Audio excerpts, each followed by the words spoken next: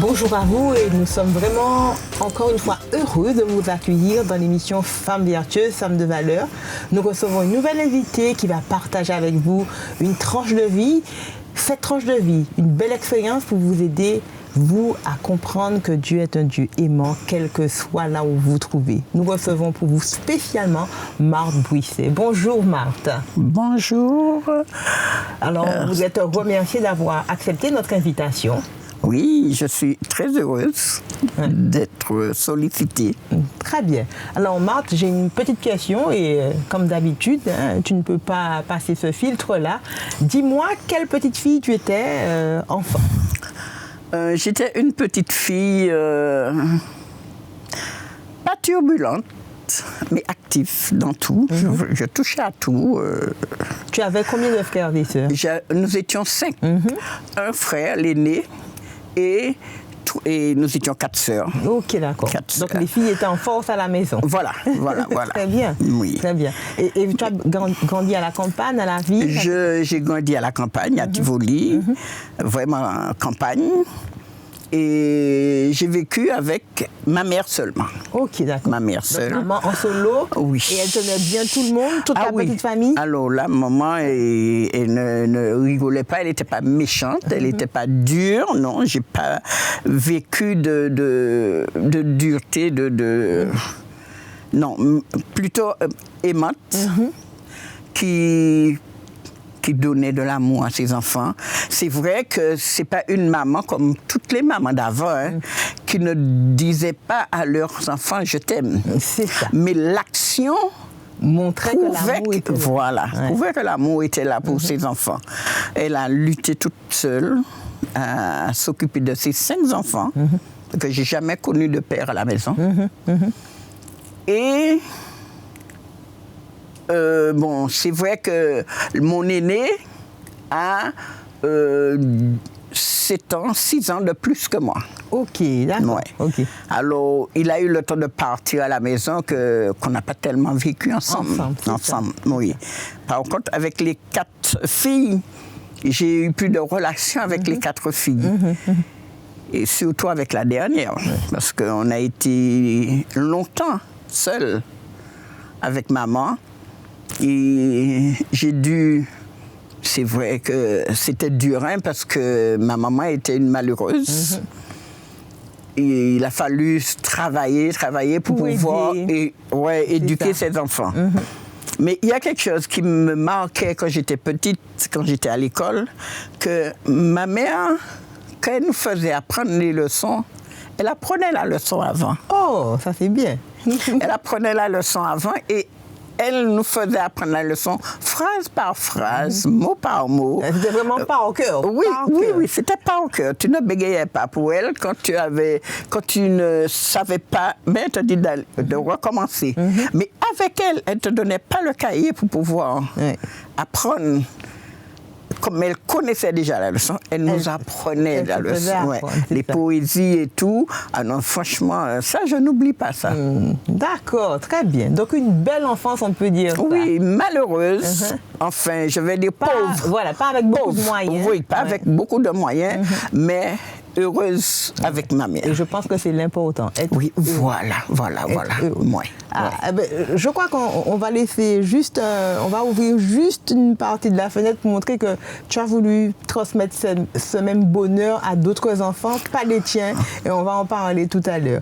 Alors, dis-moi quand tu as grandi finalement, tu as vu ta maman lutter beaucoup, comment tu as choisi ton métier, comment tu as choisi de mettre Dieu dans ta vie parce que tu savais que les choses étaient difficiles? Ça s'est passé comment pour toi? J'ai été travailler très tôt pour aider ma maman, j'ai fait des petits jobs à droite à gauche, et quand j'ai connu mon époux, bon, comme je n'étais pas mariée, j'ai fait mes enfants. Par contre, j'ai été au temple adventiste. J'avais 15 ans. Ok. J'avais 15 ans, que j'allais au temple avec une sœur qu'on habitait chez elle, et que ça m'a plu.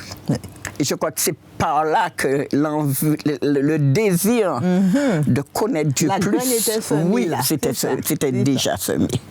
Et quand j'ai eu mes enfants, la dernière, j'ai eu un problème avec le prêtre de ma paroisse qui m'a déçu. Je suis partie, j'étais sur la cathédrale et une année après, bon, mon époux m'a demandé, il n'était pas encore mon époux, il m'a demandé en mariage. Et j'ai voulu me marier à la cathédrale, bien sûr, puisque je ne voulais plus faire partie de Redoute. Et j'ai eu encore des problèmes avec le prêtre. C'est ça. Et c'est de là que j'ai pris ma décision de ne plus faire partie de cette congrégation. Donc tu n'étais pas écoutée. Non, je n'étais pas écoutée et je n'aimais pas non plus la façon dont ils nous enseignaient.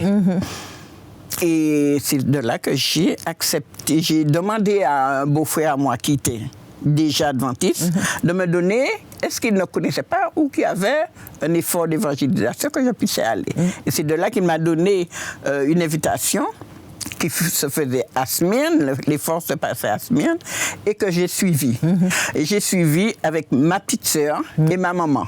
Okay. Nous étions 3, nous avons suivi l'effort, et nous sommes tous... Toutes les 3. Toutes les 3. Nous avons été baptisés. Je me rappelle qu'on était tous les 3 dans l'eau ensemble. Chose qui nous a marqué. Beau souvenir. Ah oui, très très beau souvenir.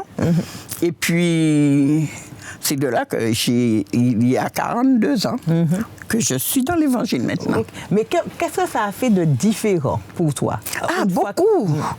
Beaucoup de différences, parce que déjà l'étude de la parole de Dieu, c'est pas le même. On ne trouve pas les études quotidiennes et approfondies.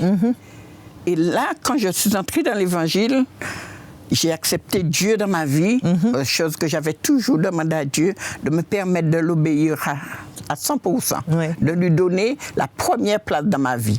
Et c'est là que j'ai trouvé le moyen de lui donner la première place dans ma vie. Et étant donné que j'étais mariée, je pouvais me faire baptiser parce que j'ai été mariée une année avant. Une année avant. Et tes enfants avaient quel âge? L'aîné avait 9 ans. Le cadet avait 5 ans, et 6 ans, et la dernière avait 5 ans. Alors, ces enfants-là, quand tu les as emmenés, ils ont découvert une autre façon d'adorer. Comment ils ont ressenti ça? Est-ce que tu dis, maman, j'aime pas, pourquoi tu nous emmènes là? Non, ils ont aimé. Ils ont aimé parce que, sincèrement, quand je les emmenais à l'église le dimanche, bon, c'était à peine une heure, et puis repartir, il n'y avait rien d'autre. Tu ne faisais pas de contact ni de rôle, tu n'avais pas de relation avec des enfants, ni rien du tout. Tu entrais, tu sortais comme tu entrais. C'est ça. Et tandis que quand je suis allée, parce que j'étais à Web, quand je suis entrée et adventiste, il y avait JA, il y avait éclaireur, il y avait... Les enfants participaient, les enfants aimaient cela. Et dans ce temps-là, c'est pas pareil que maintenant. C'est pas pareil parce qu'il y avait une ambiance, tu vois, c'était avec amour que les enfants allaient vers dans les réunions de JA, dans les réunions des éclaireurs, tout ça. Non. Et ils ne m'ont d'ailleurs jusqu'à présent. Ils sont encore là et leurs enfants sont là. C'est ça. Donc ça a été vraiment une histoire de famille dès le départ, ta sœur, maman, et vraiment Dieu a changé votre vie. Ah oui, Dieu a changé notre vie, Dieu a changé la vie de ma maman, Dieu a changé la vie de ma petite sœur, il a changé ma vie et malheureusement, mon mari a étudié ensemble avec moi. Il a suivi ensemble avec moi. Mais malheureusement, il a trouvé, parce qu'il travaillait en ce temps-là, dans son travail, quelqu'un qui lui avait dit que Jésus était déjà revenu. Et il était confus. Confus avec ce qu'il entendait par là et ce que l'autre lui disait. C'est ça. Et il a laissé. Il ne venait plus en réunion. Et on a été baptisé, mais il n'y avait pas de contrainte. Hein. C'est ça. Ah oui, il a accepté notre baptême, il a accepté de nous emmener au temple, parce que dans ce temps-là, je n'avais pas de permis, de nous emmener au temple, de venir nous récupérer. Il n'y avait pas de problème de ce côté-là. Ah, ça fait une belle grâce de Dieu. Alors. Oui, c'est une très belle grâce de Dieu. Ah, oui, et je remercie Dieu d'ailleurs tout le temps pour ça. Et puis... 10 ans après, 10 ans après. Ouais. Ça montre bien que Dieu, il fait son travail avec chaque personne d'une façon particulière. Voilà. Parfois, on veut bousculer les choses. Mais c'est même pas la peine, parce que pour revenir en arrière avant ma conversion, quand son frère, parce que c'est son frère qui a été baptisé, voilà. Et il venait prêcher l'évangile, il y avait d'autres frères qui venaient prêcher. Moi, j'étais furieuse. C'est moi qui disais, et parce que faut l'entrée adventiste ou l'entrée adventiste aussi. C'est ça. Et ne voilà-t-il pas que c'est moi qui ai accepté la première qui a fait le pas. Qui a fait le pas. Et après, 10 ans après, j'ai prié. J'ai demandé pardon à Dieu.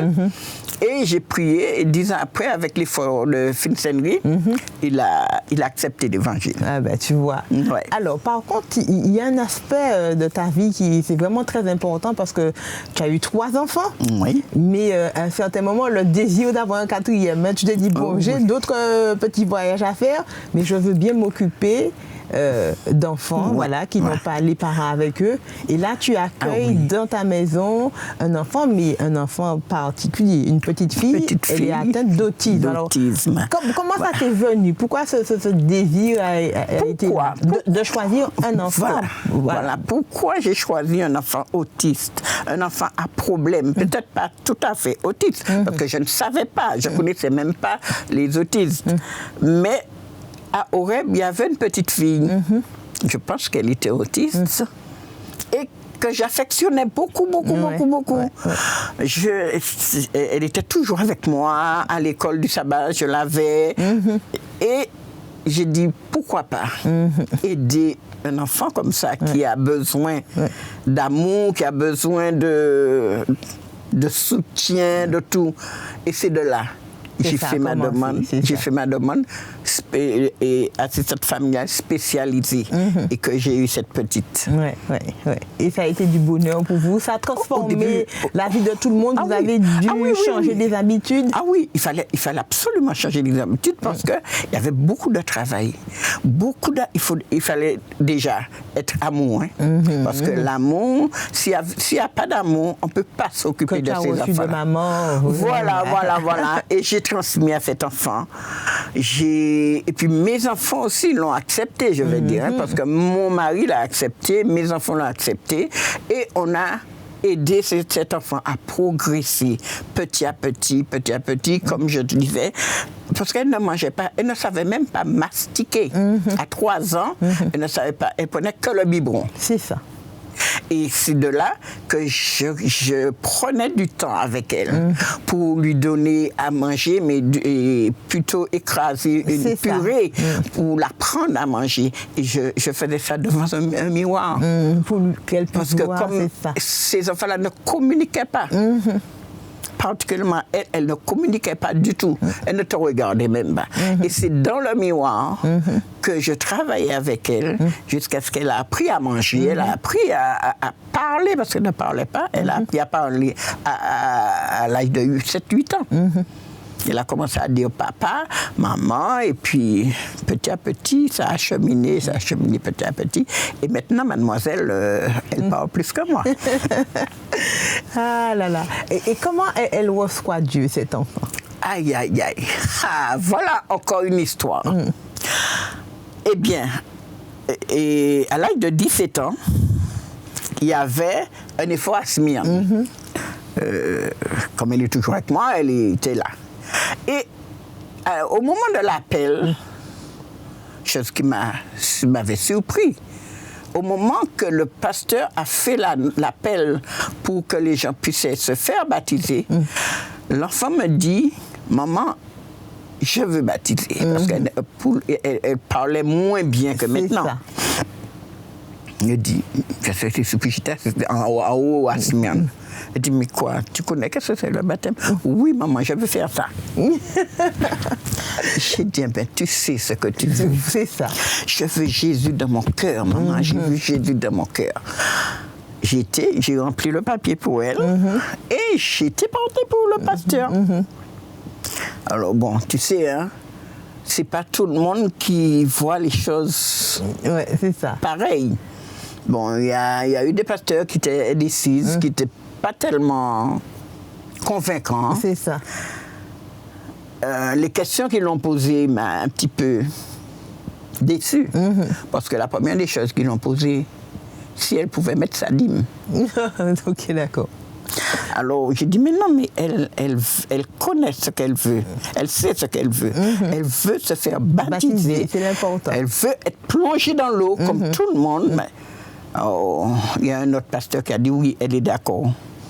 Il est d'accord pour le baptême parce qu'il a demandé à Vanessa, est-ce que tu connais Jésus? Elle a dit, oui, je veux Jésus dans mon cœur. L'enfant n'a pas besoin de plus que ça. Et le pasteur a signé tout de suite, oui. Et depuis ce jour, mademoiselle a été baptisée. Quand elle est sortie dans l'eau, elle me dit, je suis mariée avec Jésus. Ah, ça c'est beau. Je suis mariée avec Jésus. Et quand tu lui dis, parce qu'elle a 35 ans, à la fin de l'année, il va lui donner 36 ans, je l'embête. Je lui dis, mais comment Nanou, tu ne veux pas chercher tes fiancés pour te marier? Je suis mariée avec Jésus. C'est suffisant. C'est suffisant pour elle. Ne veut pas d'autre.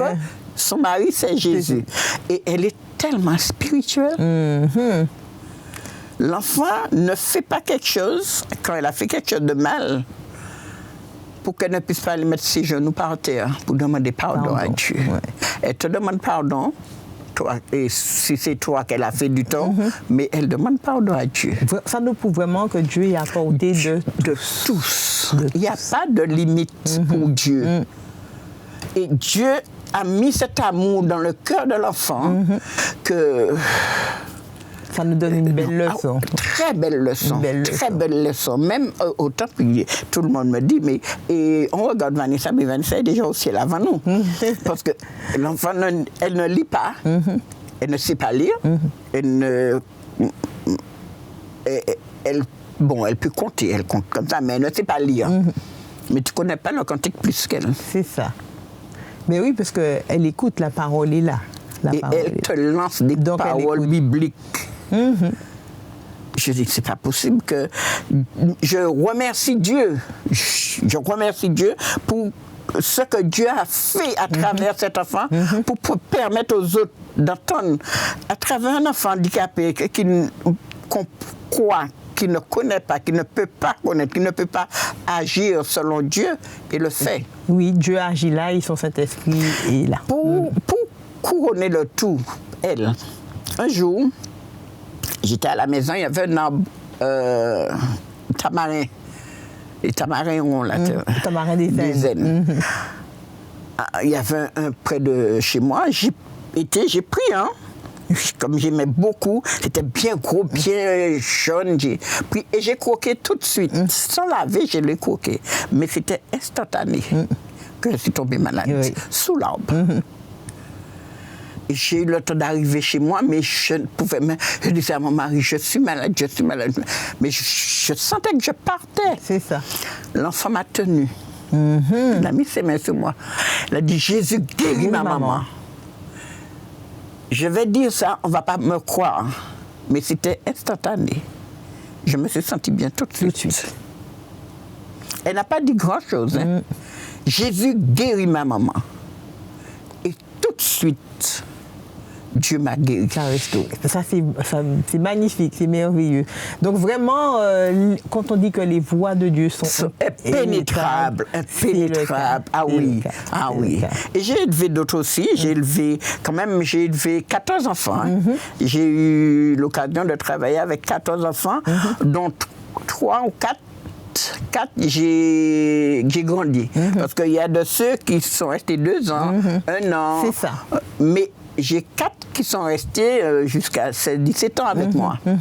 Ben, ces enfants-là ne veulent rien pour moi. C'est ça. Jusqu'à présent, bon, il y a 2 qui ont été baptisés malheureusement, quand ils sont partis, ils ont laissé un petit peu, mais ils n'ont pas abandonné Dieu. Ils ne vont pas au temple, mais il te dit, mamie, je prie tout le temps, je prie, je sais que Dieu existe, et tu m'as appris, ce que tu m'as appris, je n'ai pas oublié. Oui, c'est ça. Instruire l'enfant dès son jeune âge, et quel que soit l'enfant, hein, porteur de handicap ou pas, il faut faire le travail. Il faut faire le travail, il faut faire le travail. Il me dit, je prie tout le temps, je lis ma Bible, je sais que Dieu existe. Et je veux, il y a une qui m'a dit, je veux un jour retourner. Elle est là-bas, c'est plus difficile pour elle. Si elle était près de moi, ce ne serait pas pareil. Mais comme elle est là-bas, elle a 2 enfants, elle éduque, elle me dit, mamie, je veux éduquer mes enfants comme toi, tu m'as éduqué. Et pourtant, je n'étais pas tellement gentille. J'étais, enfin, sévère pour les aider à surmonter leurs problèmes.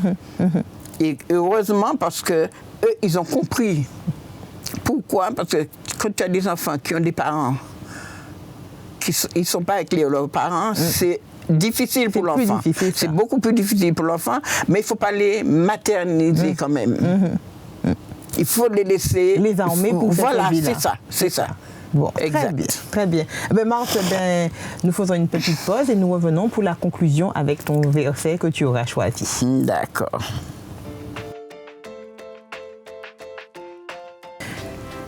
Merci d'être resté avec nous dans l'émission Femmes vertueuses, Femmes de valeur. Nous vous rappelons que notre invitée du jour est Marthe.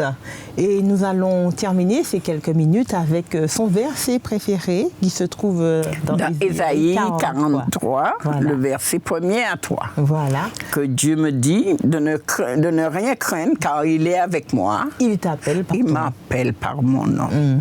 Alors, c'est une belle promesse que Dieu me fait. Et ce verset m'a été donné une période dans ma vie que j'étais un petit peu, comment on dit, à sèche. Et ce verset m'a remonté beaucoup. Et le chant qui va avec, c'est le 722. Ne crains rien. Ne crains rien, je t'aime.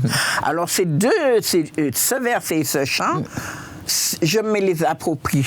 Pourquoi? Parce que c'est Dieu qui me les a donnés pour m'encourager à aller de l'avant, à persévérer, à ne pas lâcher. Parce que c'est vrai que dans ma vie, parce que j'ai même pas pensé à dire que j'ai beaucoup d'atouts dans mon sac. Je fais des chapeaux, je fais des vêtements, je suis couturière par rapport à ma maman. Et je fais tout ce qui concerne la femme. Oui, c'est ça. Pour embellir la femme. Exactement, pour embellir la femme. Alors, à un moment, j'avais besoin que Dieu m'aide à comprendre qui j'étais, parce qu'il faut dire aussi, je ne me sous-estimais de beaucoup. Oui, c'est ça. Et c'est ce verset qui m'a permis je te connais par ton nom. Je te dis que tu es spécial. Ouais, voilà. Et c'est là que je me suis reprise en main et puis je vais de l'avant avec Dieu. Alors justement, les femmes, et tu dis bien, parfois on se sent, est-ce que, voilà, je suis méritante? Oui, on a de la valeur. Donne ce dernier mot d'encouragement pour que les femmes puissent, quelles que soient les circonstances, dire que Dieu est un Dieu qui nous aime, qu'il prend soin de nous, il nous connaît de façon particulière. Dieu nous donne, même si l'homme ne nous donne pas de la valeur, d'ailleurs, je dis toujours, la valeur de l'homme n'est pas la valeur de Dieu. Quand Dieu te donne de la valeur, il faut être sûr que tu as ta valeur. C'est ça. Tu n'es pas un moine devant Dieu. Il faut savoir que quand Dieu te dit « je t'aime », il est sincère. C'est ça. Alors, femme, il faut déjà vous aimer, parce que si vous ne vous aimez pas, vous ne pouvez pas aimer un autre. Vous aimer et savoir que quand Dieu dit, Dieu fait. Dieu n'abandonne pas ses enfants. Dieu n'abandonne pas ces femmes qui croient qu'ils sont délaissés par le monde. Mais Dieu nous prend dans ses bras d'amour et nous dit que je t'aime d'un amour éternel. Et ça, c'est le plus bel amour qu'on puisse avoir. Ah oui, alors là, oui. Alors, merci beaucoup, Marthe, pour ce beau parcours de vie que tu as voulu partager avec nous. Nous espérons que vous qui nous écoutez, vous avez pu puiser de cette expérience et vous sentir aimé de Dieu. Amen, vous avez de la valeur, vous avez du prix à ses yeux. Alors, soyez bénis et à très bientôt dans votre émission Femmes vertueuses, Femmes de valeur.